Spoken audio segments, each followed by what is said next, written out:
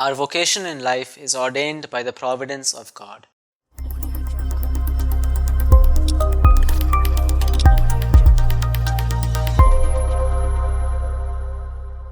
Dear brothers and sisters, every age and every stage of human life is precious in the sight of God and is sanctified by His special blessings. Today's Gospel passage presents us with the account of the elderly prophetess Anna, who devoted herself to prayer and fasting. She had a very strong and special relationship with God, which enabled her to live out her prophetic life. We must note that Israelite society during the Old Testament times was very patriarchal. Widows and orphans in particular were in a very vulnerable position, having to fend for themselves with great difficulty. Thus, God reminded the people repeatedly to show concern for widows and orphans. One of the Psalms says, "Father of the orphan, defender of the widow." Such is God in His holy place.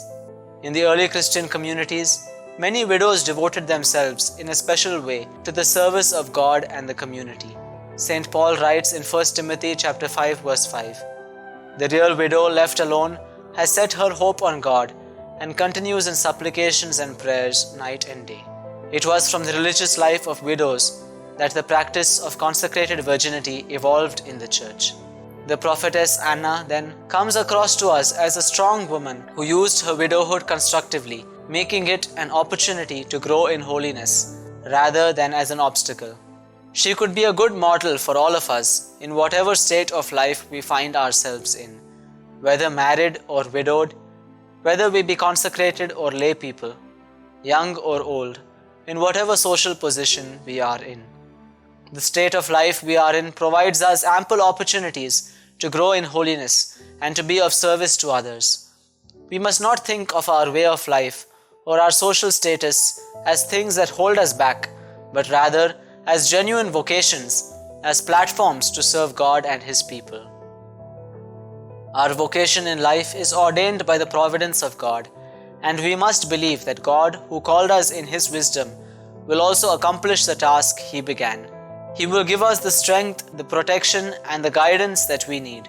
The Gospel today tells us that Anna came to the temple at just the right moment when the child Jesus was presented.